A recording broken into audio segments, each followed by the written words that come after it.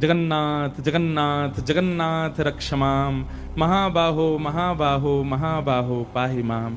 कलयुग में सांचे श्री कृष्ण यदि कहीं विराज रहे हैं, सब जगह ही कृष्ण है, पर सांचे बिल्कुल पूर्ण रूपेण, जिनको कह दो कि एक बार देखते ही लगा कि हाँ श्री कृष्ण कहाँ है, जगन्नाथपुरी में श्री जगन्नाथ महाप्रभु। उनकी कल से लीला सुनाएंगे 4 दिन तक। उसके बाद फिर कानपुर में कथा करने जाएंगे और फिर हम दोबारा पंजाब आ रहे हैं चंडीगढ़ में 7 अक्टूबर से 13 अक्टूबर तक चंडीगढ़ में कथा सुनाएंगे। आप सब लोग अपने बोरिया बिस्तर बांध के वहीं आ जाना। अच्छा, हम कितने आसानी से बोल देते हैं जैसे आप लोगों पे कोई काम ही नहीं है, पर क्या होता कि दुनिया ऐसी होती, आप लोग केवल कथा सुनते, इसी से तो पेट भर जाता, इसी से आप लोगों की निद्रा पूरी हो जाती, इसी से प्यास बुझ जाती। हम कथा सुनाते, आप सुनते, पूरा जीवन यही चलता रहता है। कितना आनंद आता, यही लगा रहता, कुछ करना धरना नहीं। लेकिन फिर भी आप सबको अवकाश मिले तो आइएगा सब लोग चंडीगढ़ में। बोलो वृंदावन बिहारी लाल की। कथा क्रम में प्रवेश करें। भगवान श्री कृष्ण का रुक्मणी जी के साथ में विवाह संपन्न हुआ, ठाकुर जी का विवाह हुआ।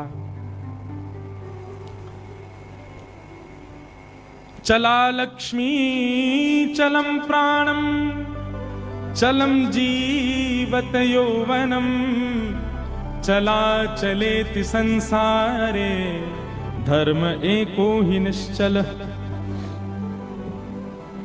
संसार में हर वो वस्तु चलायमान है जिसको आप अचल देखना चाहते हो।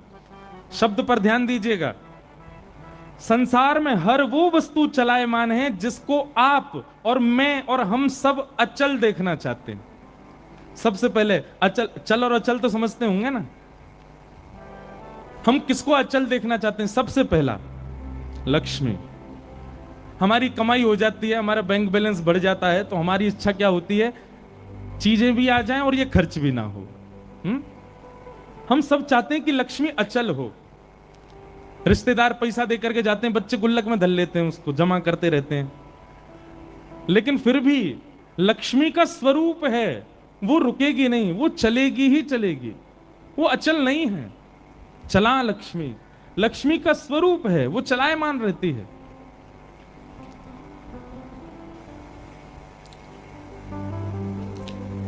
सावधान तय श्रृणु, सब लोग बहुत ध्यान से सुनो। तो सबसे पहली वस्तु जिसको कोई भी नहीं चाहता कि वो उससे दूर जाए, उसका नाम क्या है? लक्ष्मी, धन। लेकिन वो आपके चाहने से रुकेगी नहीं, उसका स्वभाव है चलना, वो चलायमान रहती, चली जाएगी। दूसरी कौन सी वस्तु है जिसको हम कभी नहीं चाहते कि वो हमसे कभी दूर जाए या चले? दूसरी वस्तु क्या है? प्राण। हमारे प्राण हम कभी नहीं चाहते कि वो निकलें, सदा यही चाहते हैं कि सदा भीतर बैठे रहें। और प्राणों को सजोने के लिए, प्राणों को बचाने के लिए पूरा विश्व लगा पड़ा है। सब भागदौड़ इसीलिए कर रहे हैं कि हमारे प्राण बचे रहें बस। लेकिन आपकी लाख कोशिश करने पर भी प्राण नहीं रुकेंगे। उनका स्वरूप है, उनका स्वभाव है चलना, वो चला ही जाएगा।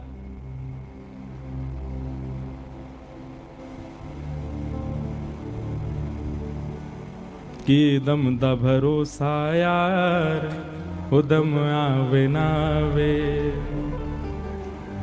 मिट्टी दे खिलौने आओए, मिट्टी हो जावेगा, मिट्टी दे खिलौने आओए, मिट्टी हो जावेगा। उसके आगे का आप लोग याद करके गा लो। हाँ गाओ। पापा दे समुंदरा चो मोती की वे पावेगा, मोती की वे पावेगा। आज वक्त है सोच विचार, उदम आवे नावे। आज वक्त है सोच विचार, दम आवे नावे।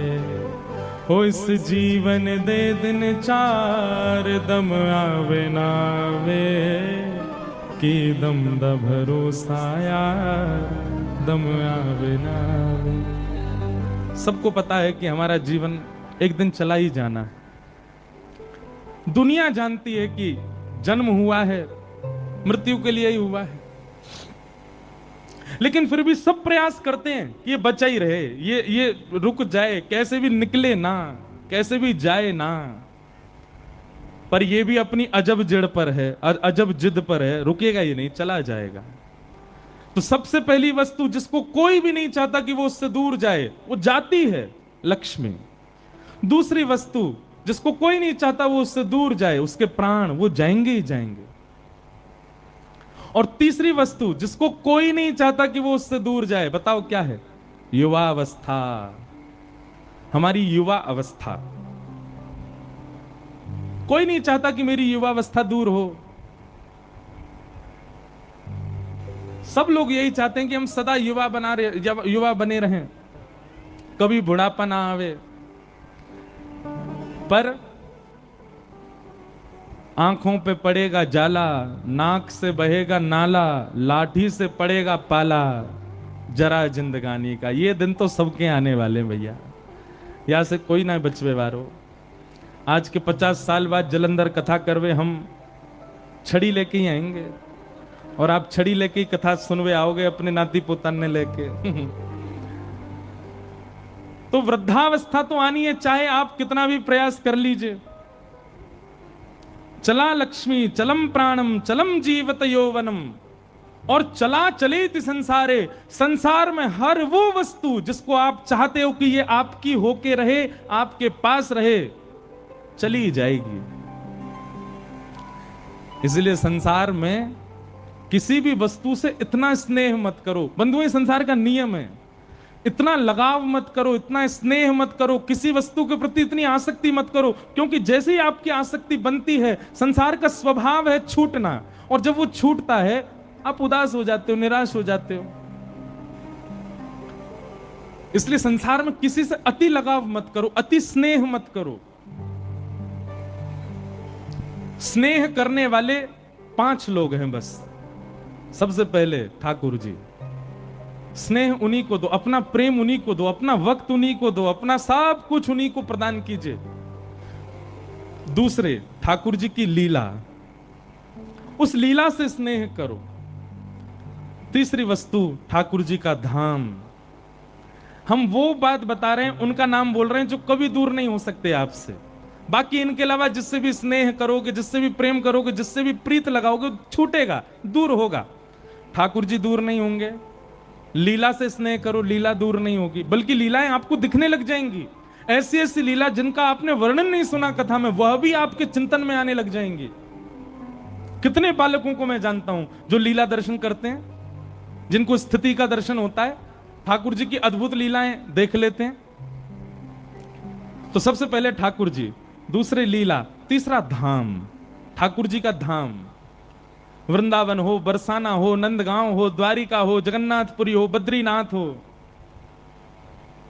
धाम के प्रति प्रेम प्रदान करो। और चौथे, महाप्रसाद, ठाकुर जी का अधुरामृत, उसके प्रति खूब स्नेह रखो। और 5वां और अंतिम, हरि के जन, हरि को जो भजते हैं, हरि को जो गाते हैं, हरि को जो सुनाते हैं, हरि को जो सुनते हैं, हरि में जो रहते हैं, हरि के ही जो हैं, उनसे समय दिया, हृदय दिया, वो छूटेगा ही छूटेगा। चला लक्ष्मी चलम प्राणम चलम जीवत यौवनम, चला चलेति संसारे धर्म एको ही निश्चल। एकमात्र धर्म ऐसा है जो निश्चल है। ठाकुर जी ऐसे हैं जो निश्चल हैं। एक कथा सुनाएं। 2 कन्याएं थी, छोटी छोटी, बहुत ध्यान से सुनना। एक राजा की बेटी थी और एक ब्राह्मण की बेटी थी। दोनों सखा थी, आपस में मित्र थी। एक बार राजा के यहां पर एक संत का आगमन हुआ, तो संत शालिग्राम भगवान की सेवा कर रहे थे। वो दोनों कन्याएं बैठ करके देख रही थी। दोनों के मन में भाव आया, इस संत जैसे सेवा करते हैं वैसी सेवा हमको भी मिल जाए। तो दोनों संत से कहने लगी, बाबा हमको भी सेवा दे दो, हमको भी ठाकुर जी दे दो। तो संत ने मन में विचार किया, छोटी छोटी कन्याएं, ये क्या जाने असली नकली क्या होता है। उन्होंने शालिग्राम जैसे दिखने वाले चिपटे 2 पत्थर लिए और दोनों कन्याओं को दे दिए। दोनों कन्याएं बड़ी प्रसन्न हो गई, बोले वाह हमको ठाकुर जी मिल गए। दोनों ने गुरुजी से पूछा, गुरुजी इनका नाम क्या रखें? तो गुरुदेव ने कहा, तुमको जो प्रिय लगे वो नाम रखो इनका। तो कन्याएं जो वो बड़े चिकने से पत्थर थे, तो एक आध बार हाथ से फिसल गए। तो एक कन्या ने कहा, बोले इनका नाम रखते हैं सिलपिल्ले भगवान। कौन से भगवान? और दोनों ने अपने ठाकुर जी का नाम रख दिया सिलपिल्ले। ये कोई ऐसी कथा नहीं, भक्तमाल जी में कथा है ये। तो सिलपिल्ले भगवान, दोनों कन्याओं के सिलपिल्ले भगवान हो गए। अब दोनों कन्याओं के साथ में कैसी घटना घटी? तो जो ब्राह्मण कन्या थी, जब थोड़ी बड़ी हो गई, सिलपिल्ले भगवान की सेवा करती थी। उसके दो भाई थे, दोनों भाइयों में विवाद हो गया, दोनों भाई अलग अलग रहने लगे। एक दिन विवाद के कारण बड़े भाई ने छोटे भाई के घर में आकर के लूट मार करी, उसको मार पीटा और घर का सारा सामान हड़प के ले गया। उसी सामान में बहन के सिलपिल्ले भगवान भी ले गया। और बहन तो बेचारी रोने लगी, उसके तो ऐसे प्राण हो गए मानो बस अब जीवित ही नहीं रह पाएगी ठाकुर जी के बिना। रोने लगी, भैया से कहने लगी, भैया बोला पूरा घर लुट गया, उसकी तुझको चिंता नहीं, वो तेरे पत्थर के भगवान खो गए उनके लिए रो रही है। बोले वो पत्थर नहीं है, मेरे प्राण है, मेरे जीवन है, वो नहीं मिले तो मैं प्राण निकल जाएंगे मेरे।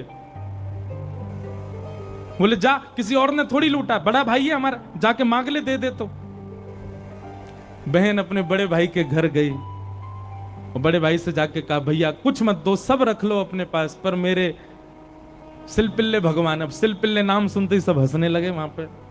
और जितने भी उसके भाई के साथ, वो तो गुंडा प्रवृत्ति का था, उसके साथ में जितने भी लोग सब हंसने लगे। अच्छा क्या नाम तुम्हारे ठाकुर जी का? बोले सिलपिल्ले भगवान। और जोर से हंसे। भैया मेरे भगवान दे। बोले अंदर सारा सामान पड़ा है, तू जाके अपने आप ढूंढ ले ठाकुर जी कहां हैं। अंदर जाने लगी तो एक जो उसके भाई का पूरा गैंग था, उसमें से एक बोला, अगर तेरी इतनी भक्ति है कि तू अपने भगवान के बगैर नहीं रह पा रही, तू यहीं खड़ी खड़ी बुला ले, तेरे ठाकुर जी अपने आप ही निकल के आ जाएं। ये बात उसके प्रेम पर मानो प्रश्न चिन्ह लग गया। वह भी मन में सोचने लगी, मैं बचपन से सेवा कर रही हूं, सिलपिल्ले को कभी अपने हृदय से दूर नहीं करती, पर आज इसकी बात से मुझको ऐसा लग रहा है कि मैं तो प्रेम करती हूं, पर वो प्रेम करते हैं कि नहीं, आज उसका भी पता चल जाए। और बाहर खड़े खड़े करुण क्रंदन करते हुए, भाव निमग्न होते हुए, नेत्रों से अविरल अश्रुधार गिर रही है। हां नाथ, हां मेरे सिलपिल्ले नाथ, मेरे पास आ जाओ। दोनों भुजा उठा करके जैसे ही रुदन करने लगी, कक्ष में से वो सामान्य सा पत्थर जिसकी वर्षों से सेवा कर रही थी, वो अपने आप उछट करके आया और उस कन्या के हृदय से आकर के लग गया। बोलो सिलपिल्ले भगवान की। और महाराज ये देख करके भाई और उसका जो पूरा गैंग था, वो सब आश्चर्यचकित हो गए। परिणाम ये हुआ कि सब लोगों ने अपनी सब सामग्री जो उसके भाई की लूट ली थी, सब इकट्ठी करके दे आए। बोले भैया हम तो ऐसे ही समझते थे, पर आज वास्तव में हमने भक्ति का दर्शन किया। अब राजकन्या जो थी, उसके सिलपिल्ले भगवान, उनके साथ कैसी घटना घटी? कन्या का विवाह हुआ और जिस पुरुष के साथ में विवाह हुआ वो किसी भी रूप से भक्त नहीं था, ना वो भक्त था ना उसका परिवार भक्त था। कन्या ने विवाह के लिए मना तो किया, पर माता पिता नहीं माने, विवाह कर दिया। अब वो तो बस अपने सिलपिल्ले भगवान को हृदय से लगा के रहे, बोले कि मुझे पता है ये मेरा पति और ये परिवार पूरा जो है, ये बिल्कुल भी भक्ति भाव इनके चित्त में नहीं है, पर नाथ बस आप मेरे साथ रहोगे तो मैं पूरा जीवन निकाल लूंगी। अब जिससे उसका ब्याह हुआ था वो तो काम क्रोध लोभ मोह सब था उसके अंदर, वो तो इसी कारण से विवाह कर रहा था, भोग वृत्ति थी उसकी। लेकिन कन्या के चित्त में यह भाव था कि भाई ये वैष्णव नहीं है, इसको तो मैं स्पर्श भी नहीं करने दूं अपना। रात्रि में चर्चा कर रहा था पत्नी से, बातें करने लगा, बातें करते करते और उसने कहा ये क्या है तुम्हारे हाथ में? बोले ये मेरे भगवान है, सिलपिल्ले भगवान। उस सिलपिल्ले नाम सुनते ही इतना हंसा, हंसते हंसते बिस्तर से गिर गया। बोले कौन है? सिलपिल्ले भगवान। बोले आप हंसिए मत, ये मेरे ठाकुर जी हैं, मैं बचपन से इनकी सेवा करती हूं। अच्छा ठीक है, रखो इनको अपने पास, लेकिन वो उनको दूर करना चाह रहा था, बार बार लेकर के हटाना चाह रहा था। और वो राजकन्या कस के पकड़े, बोले नहीं, आप इनको मुझसे दूर मत करो, ये मेरे प्राण हैं, ये अगर दूर हुए तो मैं प्राण त्याग दूंगी। 1 दिन, 2 दिन, 4, 5 दिन बीत गए, लेकिन वो ऐसे ही रहे, सिलपिल्ले भगवान को हृदय से लगा के रहे। उसका यही था कि मैं पूरा जीवन इनके साथ नहीं रह सकती, पर आप रहोगे तो मैं रह लूंगी। एक दिन उस राजकुमार को क्रोध आया और उसने जब हट पूर्वक हाथ हटाए और वो सिलपिल्ले भगवान को खींच करके और बाहर एक सरोवर था, सरोवर में फेंक दिया। जैसे ही सरोवर में फेंका, वो राजकन्या वहीं मूर्छित होकर गिर पड़ी। पूरा परिवार इकट्ठा हो गया, सब लोग सोचने लगे, बोले अरे ये क्या हो गया, इसके कहीं प्राण ना निकल जाएं, पूरे गांव में हमारी निंदा होगी, इसके पिताजी बहुत बड़े राजा हैं, हमको कारागृह में डाल देंगे। क्या किया तूने? बोले कुछ नहीं, पत्थर लगाए, बैठी रहती थी, मैंने फेंक दिया तो नाटक कर रही है मूर्छा की। खूब प्रयास किया लेकिन होश में नहीं आई। जैसे तैसे होश में आई, वैद्य के बुलाने के बाद उठते ही मेरे सिलपिल्ले कहां हैं, मेरे सिलपिल्ले कहां हैं। गोताखोरों ने जाकर के पूरा सरोवर ढूंढ लिया, लेकिन ठाकुर जी नहीं मिले। अंत तो गत्वा वही सरोवर के किनारे आकर के बैठ गई और रुदन करते हुए बोली, हे मेरे सिलपिल्ले नाथ, यदि मैंने वास्तव में बाल्यकाल से आपको अपना प्रियतम मान करके भजा हो, आपकी निष्ठा से सेवा की हो, तो आप कृपा करके मेरे पास आ जाना। और यदि आप मेरे पास नहीं आए तो मैं एक क्षण और चिंतन नहीं करूंगी, तुरंत अपने प्राणों का परित्याग कर दूंगी। उसका पूरा परिवार खड़े होकर के देख रहा था। जैसे ही उसने कहा कि हे नाथ, यदि आप नहीं आए तो मैं प्राण त्याग दूंगी, ये बात कहते ही हाँ नाथ, हाँ नाथ, हाँ नाथ करुण क्रंदन करने लगी।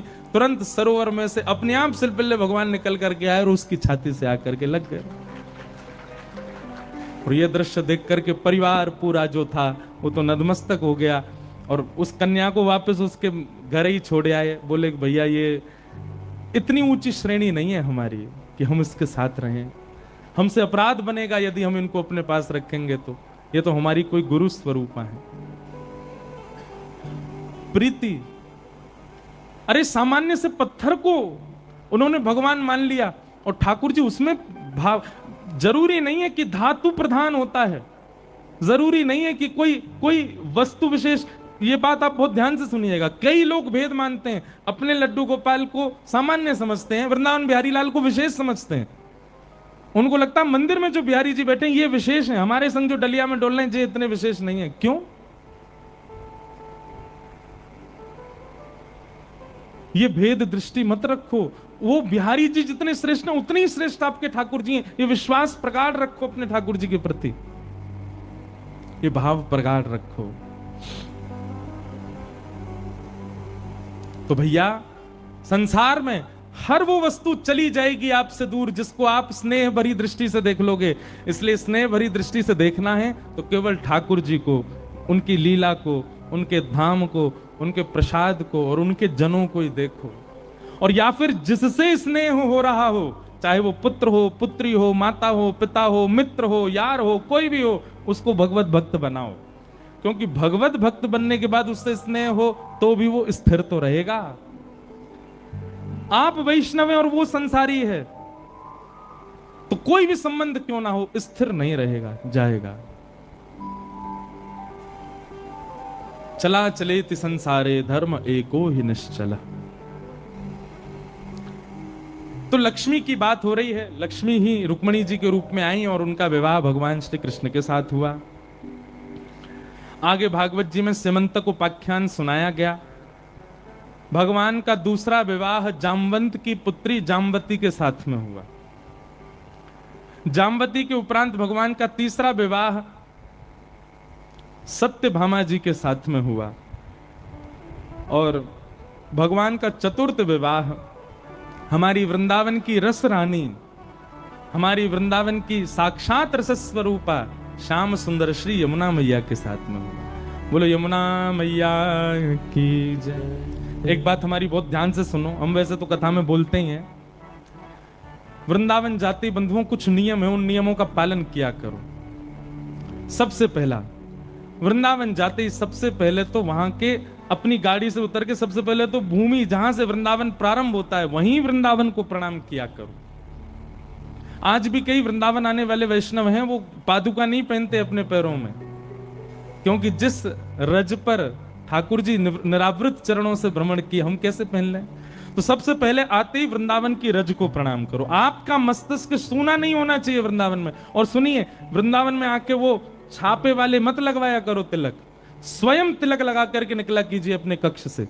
रज लीजिए, रज में गंगा यमुना जल मिलाइए, उस रज का तिलक करिए। और तिलक करना एक बात होती है, ऐसे प्रणाम करो कि अपने आप ही रज लग जाए आपके माथे से। सबसे पहला रज को प्रणाम। पंचायतन प्रणाम हमने बताए कथाओं में, सबसे पहले रज को प्रणाम करो। दूसरा, वृंदावन में जैसे भीतर प्रवेश करते हो, जितने वृक्ष वृंदावन की आपकी दृष्टि के सामने आ जाएं, सबको प्रणाम करो। वृंदावन में वृक्ष सामान्य नहीं है बंधु। आशा महो चरण रेणुज श्याम हम श्याम, वृंदावने किमपि गुलमलतोषधीनाम। वृंदावन में जैसे किसी व्यक्ति ने अगर अखंड वृंदावन वास के लिए पूरा जीवन भजन किया कि हे नाथ मुझे अखंड वृंदावन वास मिले, और भजन करते करते उसके प्राण चले गए, अगले जन्म में वृंदावन में वृक्ष बन करके वो आ जाता है, वो अखंड वृंदावन वास करता है। इसलिए वृंदावन वास जिनके मन में इच्छा होती, कई लोग कहते हैं वृंदावन वास कैसे मिले? वृंदावन के वृक्षों को प्रणाम किया करो। किशोरी तोरे चरणन की रज पाऊं, किशोरी तोरे चरणन की रज पाऊं, बैठी रहूं कुल जन के कोने, बैठी रहूं। जो नहीं गाएगो वाको बगल वाले की सौगंध है, जो नहीं गाएगो वाको अगले जन्म में भ्या नहीं होएगो। इसलिए विचार कर लो, ऊंचे स्वर में गाओ सब लोग। हरिराम व्यास जी कहते हैं वृंदावन वास चाहिए तो क्या करो? बैठी रहूं कुल जन के कोने, बैठी रहूं कुल जन के कोने, श्याम राधिका गाऊं, श्याम राधिका गाऊं, किशोरी तोरे चरणन की रज पाऊं, किशोरी तोरे चरणन की रज पाऊं, किशोरी तोरे चरणन की रज पाऊं, किशोरी तोरे चरणन की रज पाऊं। वृंदावन जाओ तो अपनी एक नाम की माला या गुरु मंत्र की माला किसी वृक्ष के पास बैठ करके करके आओ, किसी भी वृक्ष के पास, क्योंकि वह वृक्ष अखंड वृंदावन वासी है, वही आपको वृंदावन प्रदान कर सकता है। इसीलिए आचार्य कह रहे हैं बैठी रहूं कुंजन के कोने, कुंजों के कोने में बैठो, वहां श्याम राधिका गाओ। जारज को ब्रह्मादिक तरसत, सूरज शीश चढ़ाऊं, जारज को ब्रह्मादिक तरसत, सूरज शीश चढ़ाऊं। हे व्यास स्वामिनी की छवि निरखत, व्यास स्वामिनी की छवि निरखत, व्यास स्वामिनी की छवि निरखत, व्यास स्वामिनी की छवि निरखत। ओ विमल विमल यश गाऊं,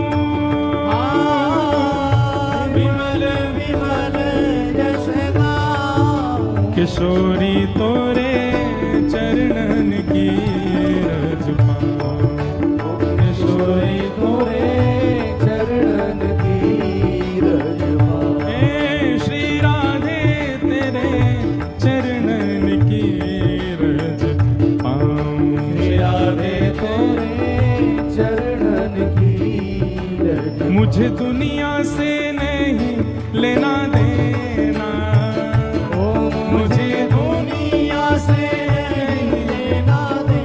बाबा गाते हैं, हे मुझे दुनिया से नहीं लेना देना, ओ मुझे दुनिया से नहीं लेना देना।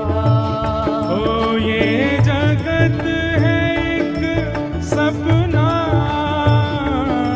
ये जगत है एक सपना, ये जगत है एक सपना, ये जगत है एक सपना। ओ यहाँ कोई नहीं अपना, ओ यहाँ कोई नहीं अपना, ओ यहाँ कोई नहीं अपना, ओ यहाँ कोई नहीं। का भाव से ओ मेरी अपनी वृषभानु दुलारी, मेरी अपनी वृषभानु दुलारी, मेरी अपनी श्री राधा प्यारी, मेरी अपनी श्री राधा प्यारी। ओ जहाँ विराजे राधा रानी, जहाँ मेरा तेरा भाव से ओ मेरो मन लग्यो बरसाने में, जहाँ विराजे राधा रानी, मेरो मन लग्यो बरसाने में, जहाँ मेरा तेरा रानी। ओ मेरो मन लग्यो बरसाने में, जहाँ विराजे राधा रानी, मेरो मन लग्यो बरसाने में, जहाँ मेरा तेरा बोल बरसाने वाली की हो।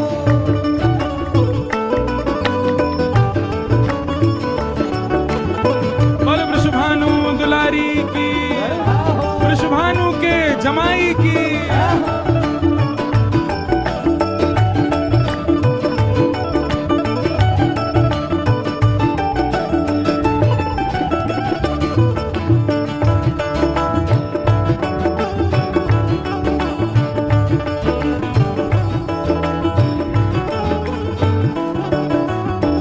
ओ मुझे दुनिया से नहीं कोई काम, मुझे दुनिया से नहीं कोई काम, हे मुझे दुनिया से नहीं कोई काम, मुझे दुनिया से नहीं कोई काम। तो फिर मैं तो जपूं राधा राधा नाम, मैं तो जपूं राधा राधा नाम, ओ मैं तो जपूं राधा राधा नाम, मैं तो जपूं राधा राधा नाम।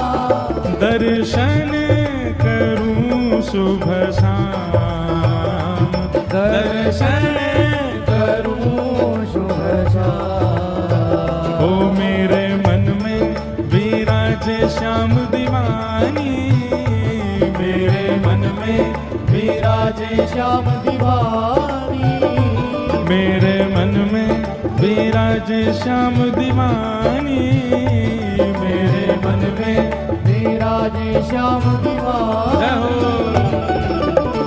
जहाँ विराजे राधा रानी, जहाँ विराजे राधा रानी, ओ मेरो मन लग्यो बरसाने में, जहाँ विराजे राधा रानी, मेरो मन लग्यो बरसाने में,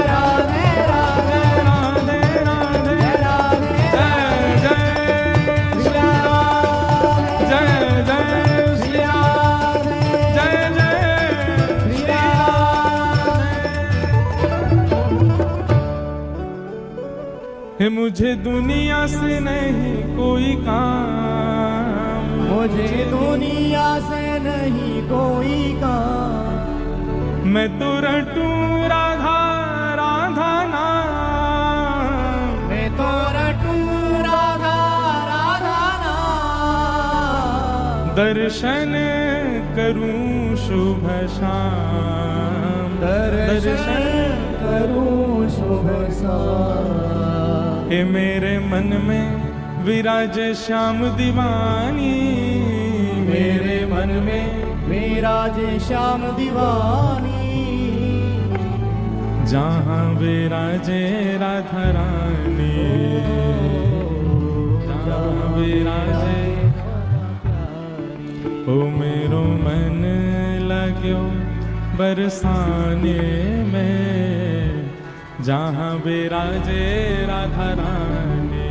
ओ मेरो मन लाग्यो बरसाने में, जहाँ विराजे श्याम प्यारी। बैठ जाओ, बोलो वृषभानु दुलारी की। तो महाराज वृंदावन जावे वारी ये नियम को पालन करे करो। वृंदावन प्रवेश होते ही बिना रज के आपका मस्तिष्क नहीं होना चाहिए, आपके मस्तिष्क पर ब्रजरज अंकित होनी चाहिए। जैसे स्कूल में आईडी कार्ड अनिवार्य है, जैसे स्कूल यूनिफॉर्म अनिवार्य है, वृंदावन की एक ही यूनिफॉर्म है, क्या? ब्रजरज माथे पे होनी चाहिए। दूसरी बात, वहां के लता वृक्ष गुल्म आदि यही कृपा करेंगे, ये अखंड ब्रजवासी हैं, इनसे प्रार्थना करो। हरिराम व्यास जी के चरित्र में आता है कि जब श्री हरिराम व्यास जी को वापस ले जाने लगे वृंदावन से, तो हरिराम व्यास जी वृंदावन की लता पत्र गुल्म वृक्षों को पकड़ पकड़ करके रोने लगे और वृक्षों से निवेदन करने लगे, आप कृपा करो, आप ही अखंड ब्रजवासी हो, आपके अनुग्रह से हम वृंदावन बस जाएंगे।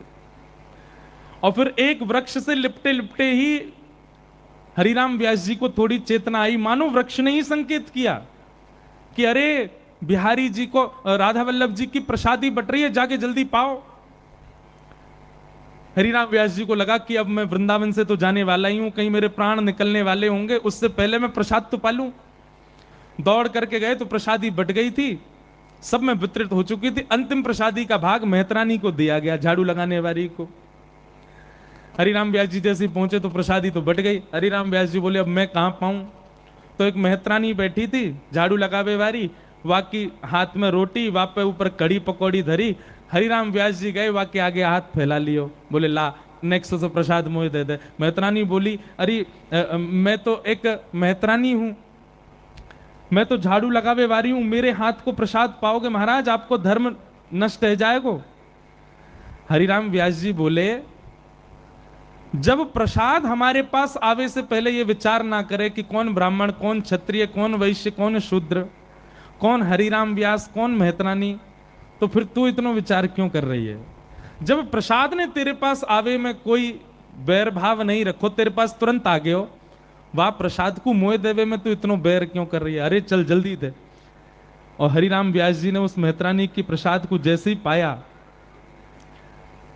उनका एक बहुत सुंदर पद है, व्यास जी का मिल जाए तो, हाँ ध्यान से सुनना, हरिराम व्यास जी क्या कह रहे हैं कि व्यास मिठाई विप्र की तामे लागे आग, व्यास मिठाई विप्र की तामे लागे आग, वृंदावन के स्वपच की झूठन खइये माग, श्री वृंदावन के स्वपच की झूठन खइये माग। वृंदावन में भैया सुच्चो सुच्चो प्रसाद मिले, जो मत रखो। बंदर कई बार खाते खाते आधो छोड़ जाए, बाकू उठा के खा जाया करो। वृंदावन को वही को झूठो मिल जाए, वो हम हरिराम व्यास जी आज्ञा कर रहे हैं। वृंदावन के स्वपच को रहिए सेवक होए, तासों भेद न कीजिए पीजे पद रज धोए। ये तो वृंदावन के स्वपच के लिए बताया गया। बहुत ध्यान से सुनो सब लोग, आज बहुत गर्मी है, बहुत गर्मी है। चलो अभी हम एसी चलवाते हैं, आज नहीं कल चल जाएगा, ठीक है एसी। सब घर में जाना, सोफा पे बैठना, एसी चला के 6 बजे से बैठ जाना। आज बहुत गर्मी है ना, हमारे एसी भी नहीं चल रहे, तो पहले दिन आते ही ना चल रहे, बस आपको दिखावे को लगा रखे हैं।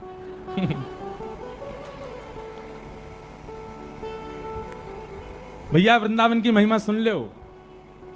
व्यास मिठाई विप्र की तामे लागे आग, वृंदावन के स्वपच की झूठन खइए माग। वृंदावन के स्वपच को, स्वपच किसको कहते हैं? जिसको हम जातियों में, वैसे तो जाति वृंदावन में खत्म हो जाती है, पर फिर भी जो बिल्कुल ऐसे कहते हैं नीची जाति है, वैसे कोई नीची नहीं होती। जात पात पूछे नहीं को, हरि को भजे सो हरि को हो। लेकिन फिर भी महाराज स्वपच का मतलब तो होता है कि जो उल्टा सीधा खाता हो, नहाता धोता भी नहीं हो, बिल्कुल अभद्र सा ही रहता हो, लेकिन वृंदावन का हो।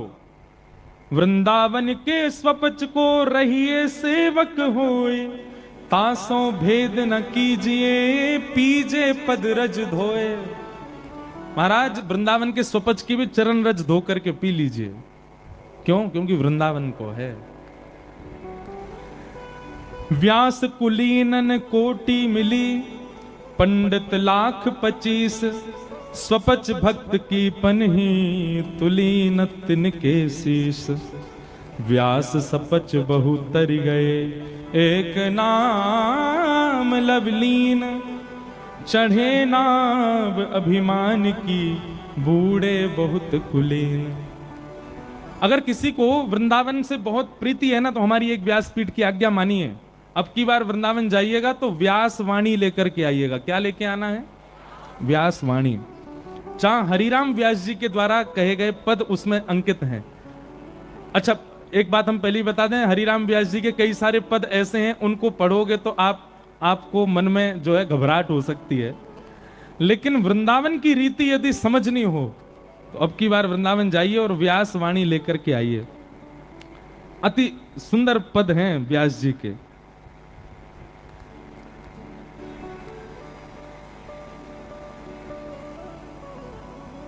तो हरिराम व्यास जी क्या कह रहे हैं कि भैया कोई वृंदावन वासी मिल जाए, वो तो स्वपच भी हो तो भी बाकी पदरज धो करके पी लो। होना चाहिए वृंदावन वासी। तो वृंदावन में सबसे पहले रज को शीश पर धारण करो। दूसरा, वृंदावन के सुंदर वृक्षों को प्रणाम करो। तीसरा, वृंदावन में श्री यमुना जी को प्रणाम करो। लोग बाग आते हैं वृंदावन, बिहारी जी, राधा वल्लभ आदि सब दर्शन कर करा के भाग जाते हैं वहीं से। यमुना जी को आप प्रणाम ही नहीं करते। ठाकुर जी के दर्शन से पहले ये होना चाहिए, यमुना जी को वंदन करो, यमुना जी को प्रणाम करो। रज प्रणाम, वृक्ष प्रणाम, यमुना जी को प्रणाम, और उसके बाद चौथा प्रणाम ब्रजवासियों को प्रणाम। ब्रज के जो वासी हैं उनको वंदन करो, और पंचम प्रणाम कीजिए श्री गोपेश्वर महादेव को। इन 5 को प्रणाम करने के बाद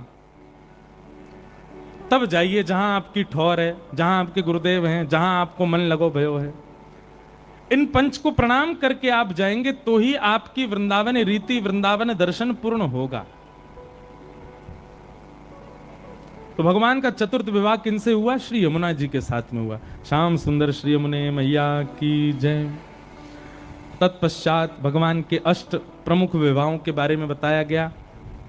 भौमासुर के यहाँ पर 16,100 राजकुमारियां बंधी थीं। भगवान ने उन 16,100 राजकुमारियों को वहां से मुक्त किया और उनके साथ भी विवाह किया। हम अनेक बार अपनी कथाओं में इन विवाहों का प्रसंग बहुत विस्तार से बता चुके हैं। ये कौन है, कैसे, यह सब भी बता चुके हैं। ठाकुर जी ने किसी स्त्री विशेष से ब्याह नहीं किया है बंधुओं। ये अष्टपटरानियां कौन हैं? अष्टधा प्रकृति, पृथ्वी, जल, अग्नि, वायु, आकाश, मन, बुद्धि और अहंकार, ये 8 भगवान की मुख्य पत्नियां हैं। जो भगवान ने प्रकृति बनाई, जिन अष्ट तत्वों से उन्हीं से ही ठाकुर जी ने विवाह किया। तो भगवान की जो मुख्य 8 पत्नियां हैं, ये एक एक तत्व को संकेतित करती हैं। तत्पश्चात 16,100 राजकुमारियां ये भौमासुर के यहां बंधी थीं। भगवान ने इनको मुक्त करके आज्ञा की अपने अपने घर जाओ, पर इन्होंने कहा कि हमको कोई स्वीकार नहीं करेगा।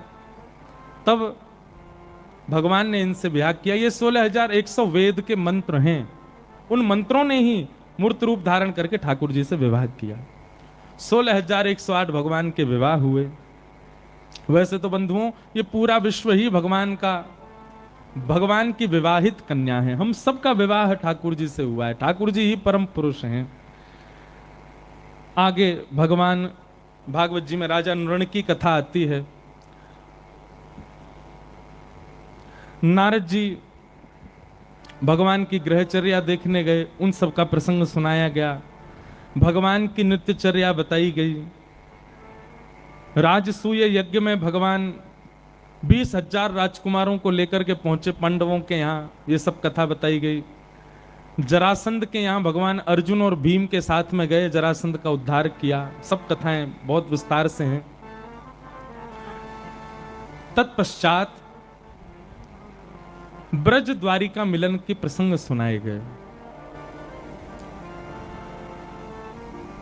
सूर्य ग्रहण का समय था और भगवान समस्त द्वारिका वासियों को लेकर के कुरुक्षेत्र आए, ब्रह्म सरोवर, और वहां आकर के भगवान ने सुंदर यज्ञ किया। बहुत ध्यानपूर्वक सुनिएगा सब लोग। भगवान ने आकर के यज्ञ किया। ब्रजवासी ब्रज छोड़ करके कहीं नहीं गए। भगवान के जाने के बाद ब्रजवासी ब्रज छोड़ करके यदि कहीं गए तो केवल चंद दिनों के लिए कुरुक्षेत्र गए थे, और तब भी ब्रजवासियों को यह पता नहीं था कि वहां द्वारिकाधीश भी आने वाले हैं, द्वारिका से भी लोग आने वाले हैं। सूर्य ग्रहण का समय था, खूब सारे लोग कुरुक्षेत्र में अनुष्ठान के लिए गए थे। तो ऐसा कहें वो एक केवल कोइंसिडेंस था, ना ब्रजवासियों को पता था कि द्वारिकाधीश आने वाले हैं, ना द्वारिकाधीश को पता था कि ब्रज के लोग आने वाले हैं। और ऐसा भी वर्णन आता है, हमारी श्यामा जो हमारी किशोरी जी भी कुरुक्षेत्र आई थी उस यज्ञ में। अच्छा, यज्ञ के पीछे संकल्प क्या था? हमारो कन्हैया प्रसन्न रहे, यही यज्ञ के पीछे संकल्प है ब्रजवासियों का।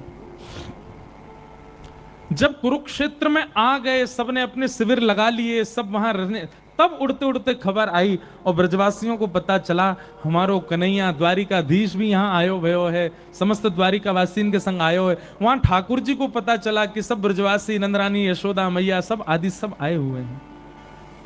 बहुत सुंदर प्रसंग है ब्रज द्वारिका मिलन का।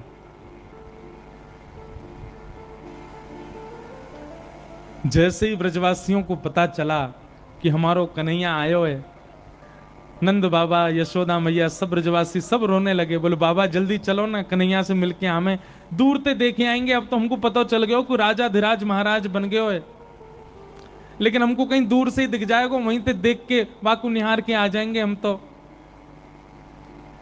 नंद बाबा सब ब्रजवासियों को लेकर के गए। मैं बहुत दिन बाद ये प्रसंग कह रहा हूं, ध्यान से सुनिएगा। सूर्य ग्रहण का समय था, ठाकुर जी की अर्चना चल रही थी। भगवान एक सिंहासन पर बैठे हैं और अनेक ब्राह्मण सन्मुख खड़े होकर के कोई तुलसी से अर्चना कर रहे हैं, कोई पुष्पों से अर्चना कर रहे हैं। भगवान का वेद ध्वनियों से अर्चन चल रहा था। तभी किसी ने जाकर के कान में बताया, बोले लाला, हे द्वारिकाधीश, ब्रज से आपके माता पिता नंद बाबा और यशोदा मैया और सब ग्वाल वाल आए हैं। ठाकुर जी की अर्चना चल रही थी। जैसे ही भगवान ने सुना यशोदा मैया आई हैं, नंद बाबा आए हैं, ग्वाल वाल आए हैं, अब वहां तो असंख्य भीड़ लगी थी, सामने ठाकुर जी को दिखाई नहीं दिए। भगवान तो भूल गए मेरी अर्चना चल रही है। ठाकुर जी तो उछक करके ढूंढने लगे, कहां है यशोदा मैया, कहां है नंद बाबा। और जैसे ही सामने भीड़ में अति वृद्धा श्री यशोदा मैया को, आज 100 वर्ष बाद ठाकुर जी ने देखा यशोदा मैया को। जैसे ही देखा, ठाकुर जी तो भूल गए, अर्चना वर्चना सब, अनुष्ठान सब भूल गए। बड़े बड़े वेदज्ञ खड़े थे, सबके सामने ठाकुर जी सिंहासन से कूद पड़े और दौड़ करके गए, यशोदा मैया के अंक में जाकर के लिपट गए। जा दिन से ठाकुर जी ब्रजमंडल छोड़ के गए हैं, यशोदा मैया की नेत्रों की ज्योति थोड़ी कमजोर हो गई है, अब मैया को ज्यादा दिखाई नहीं देता है। हाथ पकड़ करके चल रही हैं। और तभी ठाकुर जी गए दौड़ करके और जाके यशोदा मैया को अपने अंक में भर लिया। कन्हैया के अंक में आते ही यशोदा मैया ने अपने हस्त कमल से ठाकुर जी के मस्तिष्क को, गालों को, नाक को, आंख को, होठ को, सब अंग स्पर्श करके, और यशोदा मैया कह रही लाला इतने बरस है गए, तू अभी तक छोटो ही है, तेरो स्पर्श तो अब ऐसा लगे कि अब गैया चरा के आयो दिखे। लाला मोए लगे द्वारिका में तेरो ध्यान ना रखें लोग हैं, तू तो अब पत्रो दुबरो सोई है। बंधुओं, ठाकुर जी अब सामान्य नहीं है। 16,108 विवाह हो चुके हैं भगवान के पुत्र हो चुके हैं, पुत्रों के पुत्र भी हो चुके हैं, मतलब दादाजी बन चुके हैं ठाकुर जी। लेकिन हमारे शास्त्र आज्ञा करते हैं कि भगवान श्री कृष्ण की आयु सदा 16 वर्ष की रहती है। ठाकुर जी कभी 16 वर्ष से ऊपर के नहीं होते। लेकिन आज यशोदा मैया को देख करके ठाकुर जी इतने भाव में चले गए, इतने भाव में चले गए। वहां सब राजा खड़े हैं, मंत्री खड़े हैं, भगवान की पटरानियां खड़ी हैं, भगवान की पुत्र वधुएं खड़ी हैं, भगवान की पौत्र वधुएं भी खड़ी हैं। और उन सब के बीच ठाकुर जी यशोदा मैया की गोद में चढ़ गए, हाथ से लिपट गए और पैर से भी लिपट गए, और मैया के गले में रोते रोते बोले मैया मैया मेरी बात मान ले। यशोदा मैया बोले अरे लाला ऐसा ना ही रोयो करें, सब देख रहे हैं, कहां बात है। ठाकुर जी तब अपनी जिज्ञासा प्रकट करते हुए कहते मैया बहुत दिन है गए, मैंने तेरो दूध नाए पियो है, तू जल्दी ते बैठ के मुंह को अपनो दूध पिवाए थे। और कुरुक्षेत्र की उस सभा में सबके बीच राजाधिराज महाराज द्वारिकाधीश यशोदा मैया की गोद में लेटे हैं। पत्नियां देख रही हैं, पुत्र वधुएं देख रही हैं, पौत्र वधु देख रहे हैं, बड़े बड़े राजा, बड़े बड़े वेदज्ञ, बड़े बड़े मनीषी सामने हाथ में स्वर्ण थाल लिए ठाकुर जी की अर्चना करने के लिए खड़े हैं। और यहां ठाकुर जी एक नन्हे से बालक की भांति यशोदा मैया के आंचल में प्रवेश कर रहे हैं और बार बार कह रहे हैं मुंह को अपनो दूध पिवाए दे मैया। यशोदा मैया ने जैसे ही अपना पयोधर ठाकुर जी के मुख में दिया, रसिक जन वर्णन करते हैं इतने वर्ष बाद भी यशोदा मैया के पयोधर से दुग्ध प्रकट हो गया और ठाकुर जी पीने लगे। बंधुओं, इस छवि का दर्शन, इस छवि का अनुभव करके हृदय कई बार विदीर्ण सा हो जाता है कि कैसा कैसा प्रेम है ठाकुर जी का यशोदा मैया से। मुकुट दूर फेंक दिया ठाकुर जी ने, अपने राजकीय वस्त्र नन्हे से बालक के भांति हो गए ठाकुर जी। सब द्वारिकावासी घुटनों पर बैठ गए हैं, सब यशोदा मैया को सजल नेत्रों से देख रहे हैं, हाथ जोड़ करके बैठे हैं। यह है जगत नियंता द्वारिकाधीश की मां यशोदा।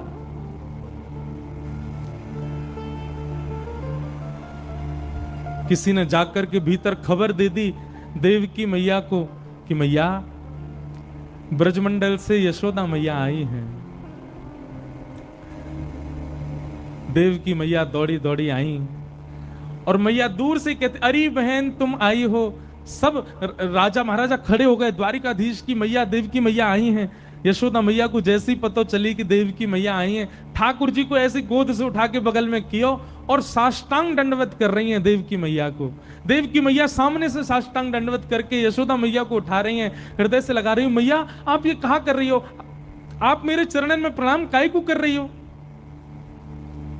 यशोदा बोली प्रणाम तो मुंह को बहुत दिना पहले करनो देवकी, लेकिन अवसर ना मिलो या हमारे आज प्रणाम कर रही हूं। अरे क्यों कर रही हो प्रणाम। यशोदा मैया कहती हैं जिससे मैं हूं जाते मेरो जीवन है, जाते पूरे ब्रजमंडल को जीवन है, जासे हम सबन की श्वास चले, जासे हमारे प्राण रुके भय हैं, हमारे प्राण धन को तुमने जन्म दियो मैया, या हमारे तुमको प्रणाम कर रही हैं। मैंने पालो है कन्हैया, मैंने बड़ो कियो कन्हैया, मैंने गोद में खिलायो, मैंने माखन खिलायो, मैंने सब काम किए, पर जन्म देवे को सौभाग्य मोए ना मिलो। जन्म देवे को सौभाग्य तो आपको है, या हमारे धन्यवाद के रूप में आपके चरणन में प्रणाम कर रही हूं जो तुमने हमको कन्हैया प्रदान किया।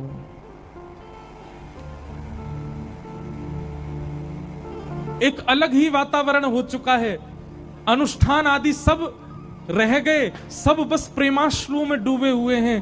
पूरी द्वारिका नगरी वहां कुरुक्षेत्र में बस रुदन कर रही है इस प्रेम को देख करके।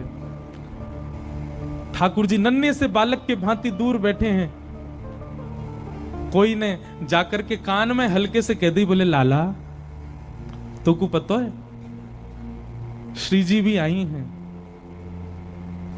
और जैसे ही ठाकुर जी ने सुनी श्री जी आई हैं, तुरंत ठाकुर जी उठ करके खड़े हो गए और बिना किसी को बोले, बिना किसी को बताए सीधे निकल पड़े और बस पूछने लगे श्री जी कहाँ हैं, श्री जी कहाँ हैं, श्री जी नहीं आई मौसम मिलवे। तब मधुमंगल, श्रीदामा आदि सब सखा मिले, सबको ठाकुर जी ने अपने अंक में भर लिया। सबसे पूछने लगे श्री जी कहाँ हैं, बोले वे अपने शिविर में विराज रही हैं। यहां श्री जी सब सखियन के संग बैठी हैं और तभी कोई चर्चा करते करते अचानक श्री जी ने ललिता जी से कही, ललिता मुझको ऐसा आभास है रहे हो कि बाहर द्वार पे नंद नंदन आए हैं, मुझको ऐसा आभास है रहे हो कि बाहर द्वार पे श्याम सुंदर आए हैं, नहीं जाके देखियो तो कहां पे तो श्याम सुंदर आए हैं का। ललिता जी बोली, आपको तो ऐसा आभास रोज ही होवे श्यामाजू। अरे हमने सुनी है उनकी अर्चना चल रही है, वे बैठे हैं ब्राह्मणन के बीच में, आज सूर्य ग्रहण है, पुष्प अर्चन तुलसी अर्चन चल रहा हो, वो कैसे आ जाएंगे यहाँ पे। श्री जी बोली, नहीं और दिना की बात अलग है, आज श्री जी कह रही हैं मुकु कन्हैया की तन की सुगंध आ रही है, ये वायु जो बाहर से बह के आ रही है, या मैं ऐसा लग रहा हूं कि श्री कृष्ण के तन को छू के आ रही है, एक बार देख तो सही कहीं द्वार पर श्री कृष्ण तो नहीं। ललिता जी ने जाके जैसे पर्दा खोल के देखो तो वास्तव में सामने से श्री कृष्ण आ रहे हैं। सब सखियों में चर्चा है, अरे श्री कृष्ण आ रहे हैं, श्री कृष्ण आ रहे हैं। वर्षों बाद 100 वर्ष से अधिक बीत गए श्री कृष्ण को देखे। भीतर जाकर के जैसे समाचार दियो कि श्री कृष्ण आ रहे हैं, किशोरी जी तो मानो बेसुध सी है गई, कहां करूं अब मैं। बिल्कुल अचेत होकर के बैठ गई हैं, ना हिल रही हैं, ना डुल रही हैं, ना अपने नेत्रन के पलकन को, क्योंकि ये संभव नहीं था, ये इसके किसी को अनुमान नहीं था कि श्री कृष्ण ऐसे आ जाएंगे। और तभी श्याम सुंदर को आगमन भयो। वैसे तो बंधुओं हमारे वृंदावन भी थी कि भाव से वृंदावन निकुंज लीला में श्यामा श्याम कभी अलग ना हो मैं, पर कहीं यदि प्रसंग कथानक मानी जाए तो 100 वर्ष बाद आज ठाकुर जी श्री जी के सामने आए हैं। नीचे नेत्र करी, अपलक नेत्रन सो एक तक देख रही, एक जगह हमारी किशोरी जी बैठी हैं। ठाकुर जी गए, ललिता जी ने सेज सजाई, सिंहासन पर आज्ञा करी यहां विराजो, पर ठाकुर जी सिंहासन पर नहीं बैठे। श्री जी जहां बैठी हैं वहां नीचे सिंहासन से कमर लगा के बैठ गए और श्री जी के चरणन को अपने गोद में लेकर के बैठे। नेत्रन से अविरल अश्रुधार गिरती जा रही है।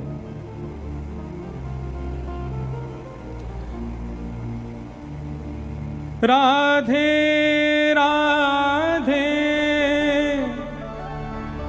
करुणामयी कृष्ण प्यारी,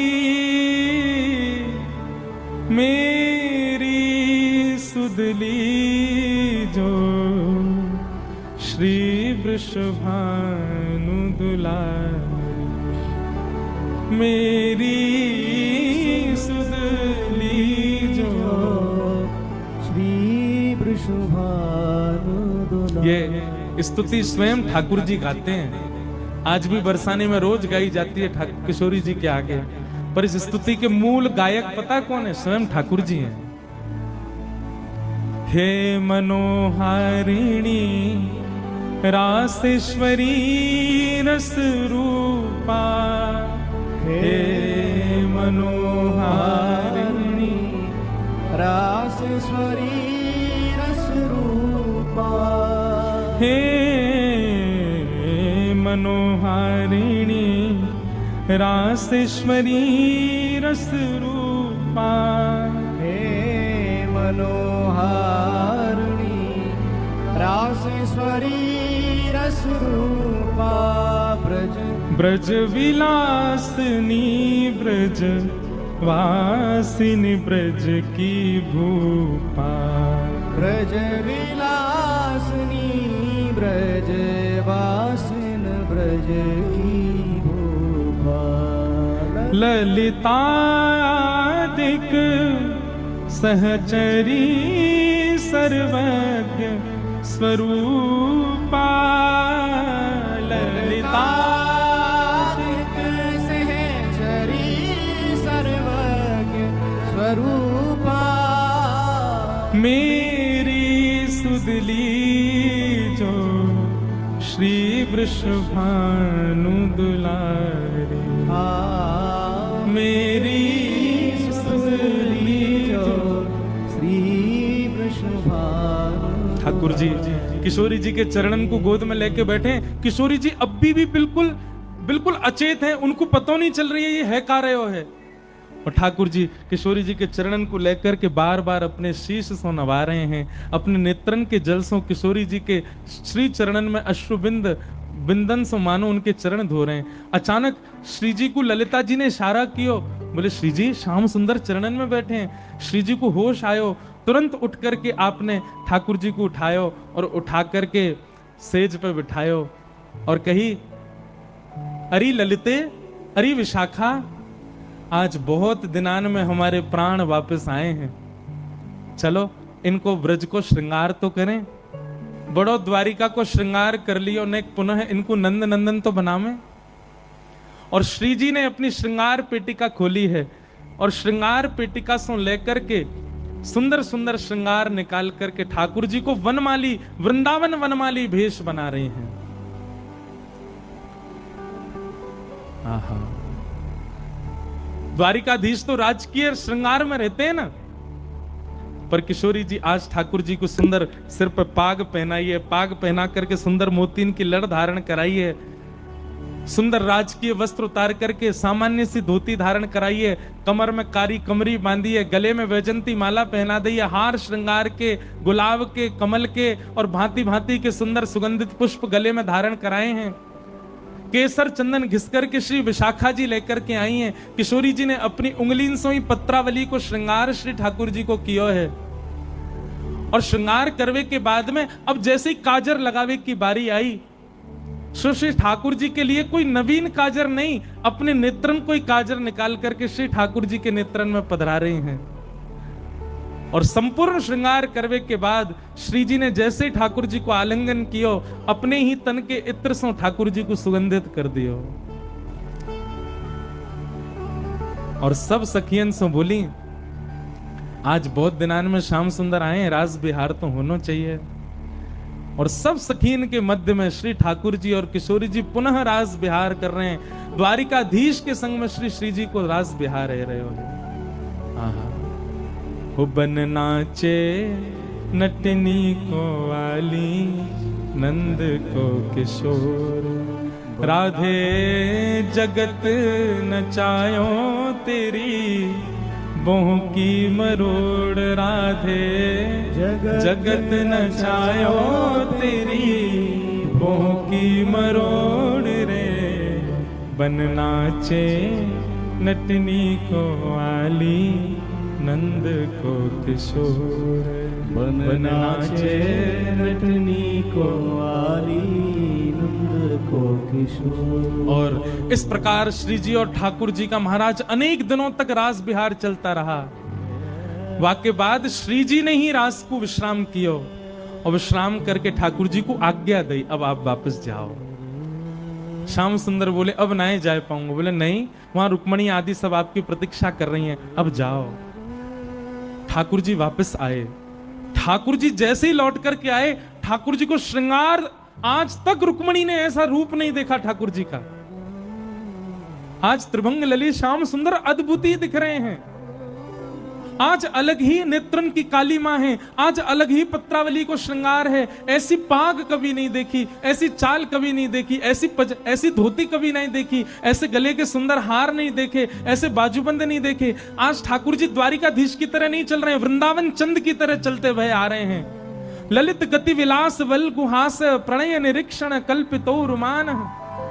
वह छवि को देख करके आज रुक्मणी भी मोहित हो गई है, वारी वारी जा रही है ठाकुर जी के रूप पर। क्यों?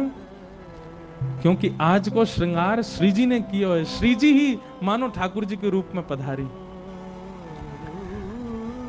फिर प्रसंग आता है कि रुक्मणी आदि ने ठाकुर जी से पूछा, आप ऐसे कहां से बन के आए? ठाकुर जी तो मौन है, कुछ बोले नहीं। तभी मन में विचार आयो, कहीं ऐसा तो नहीं कि ये ब्रजवासी ब्रज की गोपी ने श्रृंगार करके भेजो, और निश्चित है ब्रज की गोपी तो मतलब श्री राधा रानी भी आई होंगी, हम जाके देखें तो सही श्री राधा रानी कैसी हैं। और भगवान की सब पटरानियां किशोरी जी का दर्शन करने के लिए गई। वर्णन करते हैं, दास किशोरी जी की दासियों को देख करके कृष्ण पटरानियों के चित्त में भाव आया, जब दासियां इतनी सुंदर हैं तो किशोरी जी कितनी सुंदर होंगी। और रुक्मणी जी ने जैसे ही पहली बार किशोरी जी को देखा, देखते ही रुक्मणी जी की स्थिति ऐसी हो गई कि अब रुक्मणी जी को वापस द्वारिका भी जाने की इच्छा नहीं। रुक्मणी जी कहती हैं, मैं कुछ भी हो जाए श्री कृष्ण का त्याग नहीं कर सकती, पर किशोरी जी के दर्शन करके अब रुक्मणी जी की मन स्थिति ऐसी हो गई, हम कृष्ण को भी छोड़ देंगे पर किशोरी जी का त्याग नहीं कर सकते, हम श्री जी को नहीं छोड़ सकते। हे श्यामाजू, कृपा करो, अनुग्रह करो, अपनी चरणन की दासी बना करके सदा के लिए अपने चरणन में रख लो। तब किशोरी जी ने रुक्मणी जी को हृदय से लगा करके आज्ञा दी, हमारे प्राणेश आपके पास हैं, इसलिए जब तक वो लीला कर रहे हैं तब तक हमारी आज्ञा है, उनको ध्यान रखो, और जब वे अपनी लीला पूरी करेंगे तो उनके सहित आप निकुंज में आ जाइयो।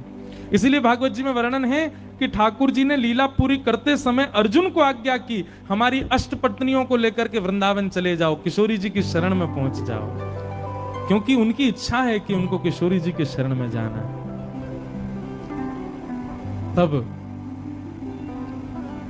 रुक्मणी जी वापस गई, नहीं तो किशोरी जी के दर्शन करके रुक्मणी जी की तो स्थिति ऐसी हो गई कि अब जानो ही नहीं है, अब तो इनके पास ही रहनो है, इनकी शरण में ही रहनो है। ऐसी हमारी किशोरी जी को हम बारंबार वंदन करें, बारंबार प्रणाम करें, बारंबार उनके चरणन में बस यही भाव रखें कि हे श्यामाजू, हे किशोरी जी, आप कृपा करो, श्याम सुंदर सदा हमारे प्रिय बने रहें। मुहे तो भरोसो है तेरो री किशोरी राधे, मुहे तो भरोसो है तेरो री किशोरी राधे, मुहे तो भरोसो है तेरो री किशोरी राधे। बंधु नेत्र बंद करके किशोरी जी का स्मरण करके सब गाओ। हे श्यामाजू, आज ये सत्संग विश्राम हो रहा है, कल से हम फिर से संसार में ग्रसित हो जाएंगे, संसार फिर से हमारे चित्त पर आक्रमण करके आपको और ठाकुर जी को भुलवा देगा। पर हे श्यामाजू, हे किशोरी जी, आप कृपा कर दो, इतनो प्रेम हमारे चित्त में भर दो कि ये संसार के जितने विकार हैं वह जल के समुद्र में, वह जल के सागर में आ ही नहीं पाए, ऊपर ही तैरते रह जाएं। हमारे वह प्रेम के सागर में ये संसार को विषय प्रवेश ही नहीं कर पाए, इतनो प्रेम हमारे चित्त में भर दो। हे श्यामाजू, आप कृपा करो। साधनहीन दीन में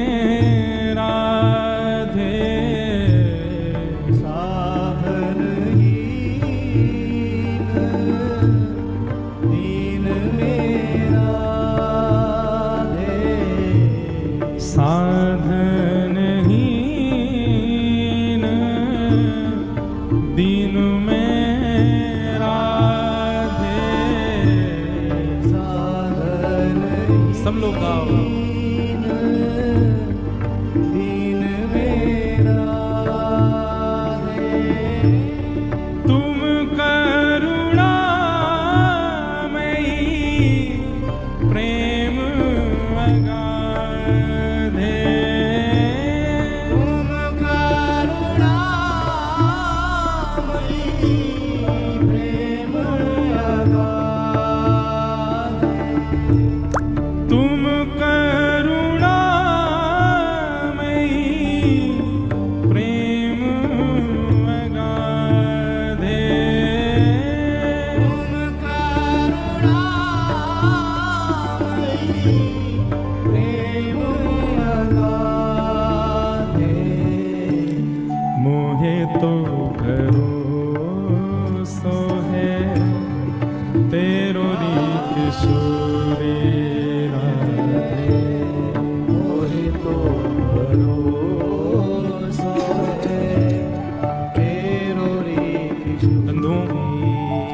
केवल आप और मैं नहीं भजते हैं किशोरी जी को, श्याम सुंदर भी चुपके चुपके किसका भजन करते हैं? किशोरी जी का ही भजन करते हैं, श्री जी का ही स्मरण करते हैं।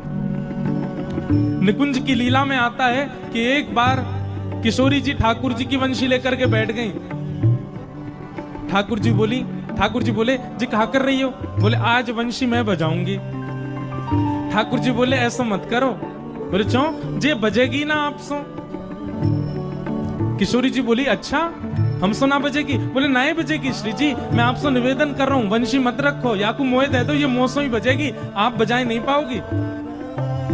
ललिता विशाखा सब आ गई। अच्छा ठाकुर जी तुम हमारी किशोरी जी को कम आंक रहे हो कोई चीज में? ठाकुर जी बोले मैं कम न आ करो, श्री जी सर्वगुण संपन्न हैं, श्री जी सब जाने, पर मैं तो अपनी वंशी को दोष बता रहा हूं, जे श्री जी सो नहीं बजेगी। ऐसा कहा दोष है आपकी वंशी में?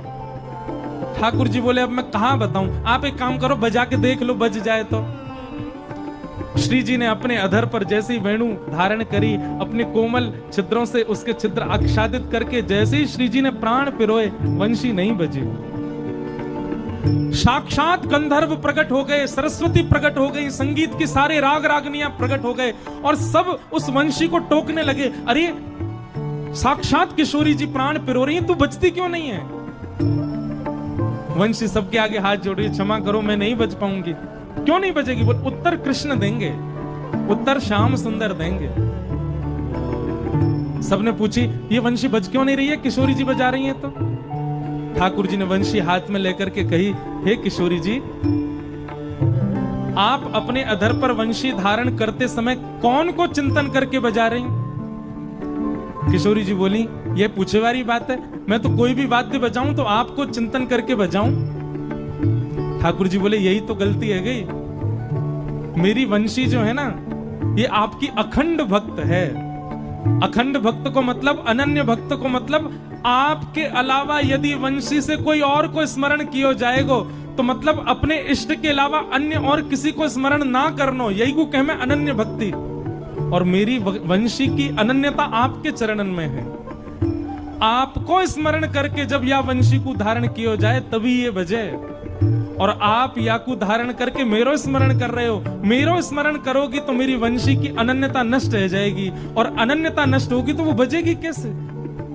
श्री जी ये वंशी तो केवल और केवल आपको स्मरण करके ही स्वर निकाले। अगर आप भी यदि चाहोगे कि मेरो स्मरण करके आप बजाओ तो ये बजेगी नहीं, आपको भी बजाते समय अपनों ही स्मरण करना पड़ेगा तभी वंशी बजेगी, नहीं तो नहीं बजेगी। इसीलिए हमारे वंशी के अवतार श्री हितरवंश महाप्रभु श्री राधा के उपासक हैं, क्योंकि वो अखंड अखंड श्री किशोरी जी के उपासक हैं।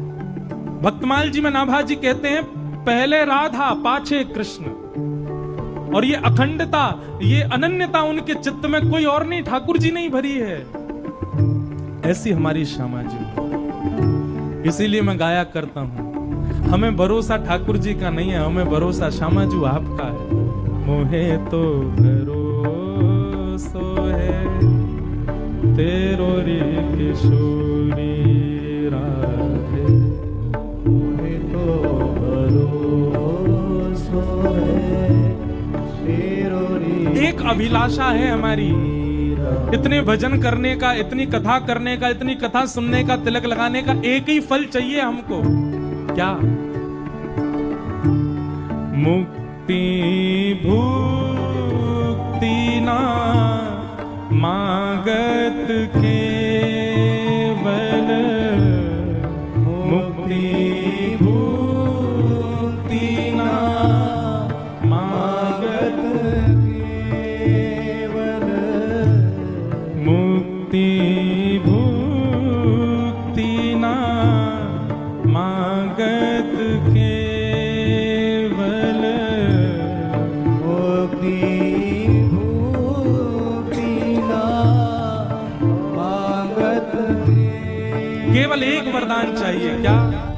अपनो जान संभालो किशोरी राधे, अपनो जान संभालो किशोरी अपनो जान संभालो किशोरी राधे अपनो संभालो किशोरी राधे मुझे तो भरोसो है तेरो री किशोरी राधे मुझे तो भरोसा है तेरो रे किशोरी राधे मुझे तो